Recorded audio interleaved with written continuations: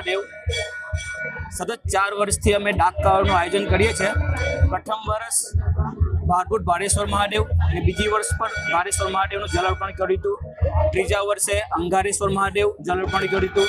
આ ચોથા વર્ષે અમે ભરૂચથી સ્તંભેશ્વર મહાદેવ જેનું ડિસ્ટન્સ છે 85 કિલોમીટર ભરૂચથી થાય છે એ અમે ફક્ત 4 કલાકમાં પૂર્ણ કર્યું છે। આગામી વર્ષે પણ ડાક કાવડ થતી રહેશે। આ ગુજરાતમાં પ્રથમ જ એવી ડાક કાવડ છે, ભરૂચથી નીકળે છે અલગ અલગ જગ્યાએ દર શ્રાવણ માસના સોમવારે। એ આખા અલગ અલગ જગ્યાએ થાય છે। ગુજરાતમાં પહેલી ડાક કાવડ થાય છે। આવનારા વર્ષે પણ અમે આવા કાર્યક્રમ ડાક કાવડ લઈને કરતા રહીશું। હર હર મહાદેવ, જય શ્રી